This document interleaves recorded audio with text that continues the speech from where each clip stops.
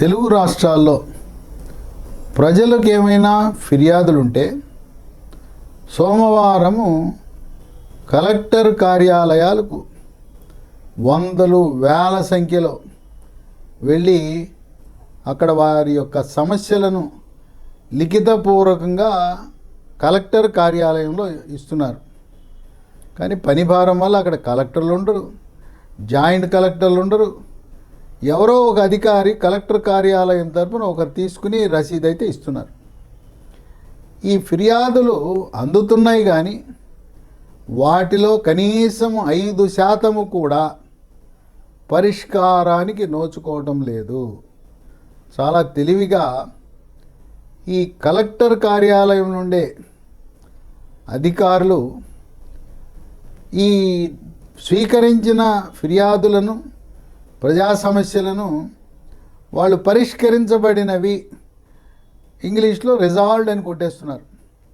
ఇంకా కొన్నిటికి ఇవి మా పరిధిలో రావు, ఈ శాఖ పరిధిలో రావు, ఇది చట్టపరమైన విధాన నిర్ణయం తీసుకోవాలి, ఇలాంటి సమాధానాలతో ఒక 100 మంది కలెక్టర్ కార్యాలయానికి వెళ్తే వాళ్ళలో 95 మందికి నిరాశ, నిస్పృహ ఎదురవుతూ ఉంది.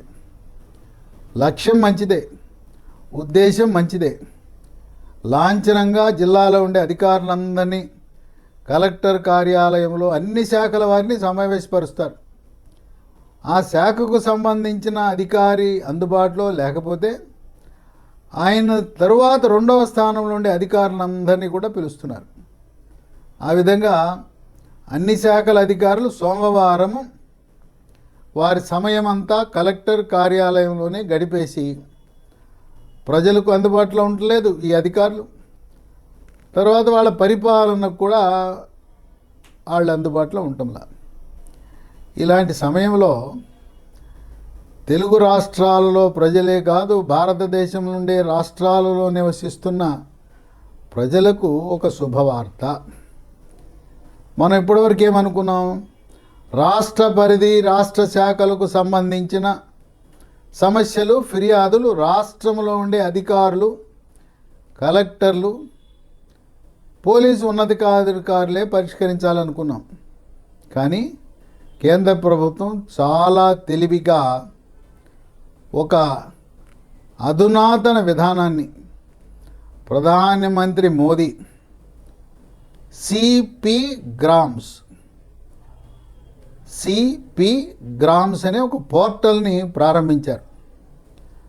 ఇది సిపి గ్రామ్స్ అనగా centralised public grievance redress and monitoring system.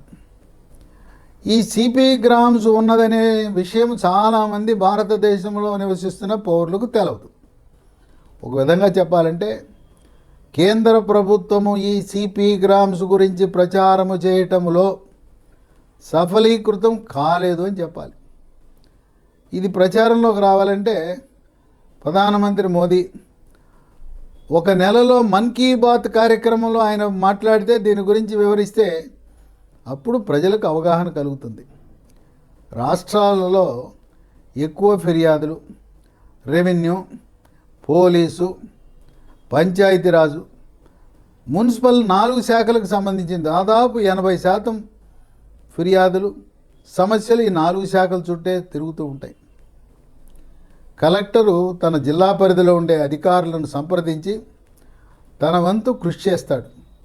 కానీ అన్ని అభివృద్ధి సంక్షేమ కార్యక్రమాలన్నీ కలెక్టరే చేయాలి కనుక పని భారంతో ఈ ఫిర్యాదుల పరిష్కారంలో అంతగా సఫలీకృతం కాలేకపోతున్నారు. ఈ సిపి గ్రామ్స్ యొక్క లక్ష్యం ఏంటంటే భారతదేశంలో ఉండే కేంద్ర ప్రభుత్వ శాఖలు, రాష్ట్రాలలో ఉండే రాష్ట్ర ప్రభుత్వ శాఖలు, కేంద్రపాలిత ప్రాంతాల్లో ఉండే శాఖల వారీగా ఏ సమస్యనైనా భారతదేశం నుండే పౌరుడు సిపి గ్రామ్స్ అనే పోర్టల్ ద్వారా ఫిర్యాదు సమస్యను దాంట్లో పోర్టల్లో నమోదు చేస్తే సమస్యకు పరిష్కారం లభిస్తుంది. ఈ సిపి గ్రామ్స్ అనే దాన్ని నేషనల్ ఇన్ఫర్మాటిక్ సెంటర్ ఎన్ఐసి వాళ్ళు రూపొందించడం జరిగింది. దీని పర్యవేక్షణ సాక్షాత్తు ప్రధానమంత్రి కార్యాలయంలో జరుగుతుంది. చాలామంది ఐఏఎస్ ఐపీఎస్ అధికారులు వాళ్ళు కేంద్రం గురించి పెద్ద పట్టించుకోరు. అయితే ప్రజలు తెలుసుకోవాల్సిన విషయం ఏంటంటే ఐఏఎస్ ఐపీఎస్ అధికారులు, కలెక్టర్లు, ఎస్పీలు వాళ్ళని నియమించింది కేంద్ర ప్రభుత్వం. వాళ్ళపై చర్యలు తీసుకునే అధికారము కేంద్ర ప్రభుత్వానికి ఉంటుంది. ఎంపిక చేసి వివిధ రాష్ట్రాలకు కేటాయిస్తారు. కేంద్రానికి కోపం వస్తే వీళ్ళను మళ్ళీ తిరిగి ఢిల్లీకి రప్పించుకుని వారిపై తగు క్రమశిక్షణా చర్యలు ఐఏఎస్ ఐపీఎస్లు కూడా తీసుకునే హక్కు రాజ్యాంగము కేంద్ర ప్రభుత్వానికి కల్పించింది.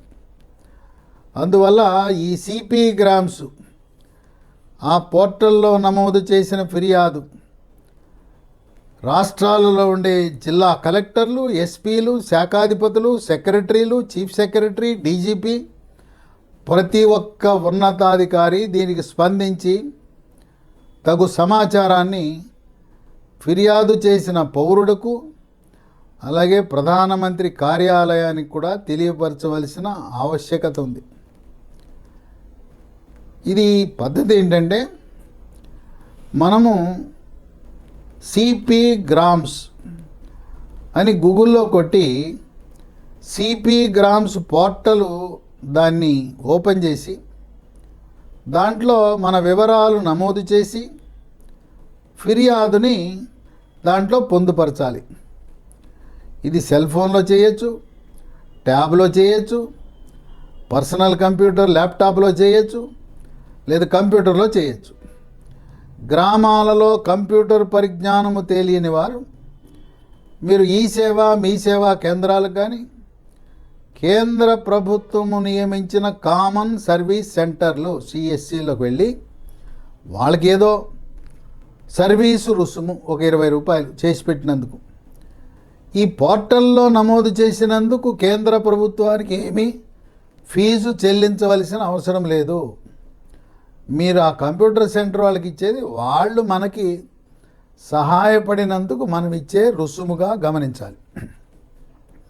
ఇక కేంద్ర ప్రభుత్వ శాఖలు, ప్రజలకు అవసరమైన శాఖలు, పోస్టల్, బ్యాంకులు, కొంతమంది బ్యాంకు మేనేజర్లు చాలా కోపంగా అసహించుకుంటూ సరైన సమాధానం ఇవ్వకుండా ప్రజలను ముప్పు తిప్పులు పెడుతుంటారు. రుణం ఇవ్వటానికి బ్యాంకుల చుట్టూ తిప్పుకుంటుంటారు. బ్యాంకులపై, పోస్టల్ శాఖపై, అలాగే ఇన్సూరెన్స్ కంపెనీలు, రైల్వేలు, విమానాశ్రయాలు, వీటితో పాటు మనం పన్ను కడుతుంటాం. జిఎస్టి పన్ను శాఖ అధికారులు కేంద్ర ప్రభుత్వానికి చెందిన ఏ శాఖపైనైనా కూడా ఫిర్యాదు చేయొచ్చు ఈ సిపి గ్రామ్స్ పోర్టల్ ద్వారా. ఇంకో విశేషం ఏంటంటే ఈ పోర్టల్లో 24 గంటలు దీన్ని నమోదు చేయొచ్చు. మనం రైల్వే స్టేషన్కి వెళ్తాం, అక్కడ రైల్వే శాఖపై ఫిర్యాదు చేయాలంటే మనం రైల్వే స్టేషన్లో ప్లాట్ఫామ్ మీద ఉండగానే, వెయిటింగ్ రూమ్లో ఉండగానే మనం ఫిర్యాదు చేసేయచ్చు. అలాగే విమానాశ్రయానికి వెళ్ళాం, అక్కడుండే విమానాశ్రయాల సదుపాయాల విషయంలో కానీ, విమానాల రాకపోకల విషయం కానీ ఏదైనా సౌకర్యం ఉంటే సిపి గ్రామ్స్ పోర్టల్లో నమోదు చేయొచ్చు. కనుక ఇది 365 రోజులు 24 గంటలు పనిచేసే పోర్టల్. ఫిర్యాదు చేయగానే మన సెల్ ఫోన్కి ఒక ప్రత్యేకమైన ఐడి నంబర్ వస్తుంది. దీన్ని యునీక్ ఐడి అంటారు. దీన్ని మనం భద్రపరచుకోవాల్సిన అవసరం ఉన్నది. ఈ ఐడిని ఉపయోగించి మన ఫిర్యాదు ఏ మేరకు పరిష్కారం అవుతుంది, ఎక్కడున్నది మన ఫిర్యాదు అని తెలుసుకునే అవకాశం ఉంది. ఇది ఫిర్యాదు నమోదైన తర్వాత సిపి గ్రామ్స్ యొక్క నియమ నిబంధనల ప్రకారం 21 రోజులలో సంబంధిత శాఖ స్పందించాలి, స్పందించి పరిష్కారం చేయాలి. పరిష్కారం చేసిన తర్వాత ఫిర్యాదుదారుడుకు సెల్ ఫోన్ ద్వారా, SMS ద్వారా కానీ, ఈమెయిల్ ద్వారా కానీ సమాచారం ఇవ్వాలి. ఇది మనము ఫిర్యాదులు కేవలం సిపి గ్రామ్స్ పోర్టల్లో మాత్రమే నమోదు చేయాలి. ఈమెయిల్ ద్వారా పంపితే ప్రయోజనం ఉండదు. అలాగే ఇప్పటికే మేము కలెక్టర్ కార్యాలయంలో ఫిర్యాదు చేశాం, ముఖ్యమంత్రి గారికి దరఖాస్తు ఇచ్చాం, ఫిర్యాదు ఇచ్చాం. మరి సిపి గ్రామ్స్లో కూడా పొందుపరిస్తే ఏమైనా అభ్యంతరం ఉంటుందా అంటే, ఇప్పటికే మీరు కలెక్టర్కి ఇచ్చారు, ముఖ్యమంత్రికి ఇచ్చారు, మీరు సమస్య పరిష్కారం కాలేదు.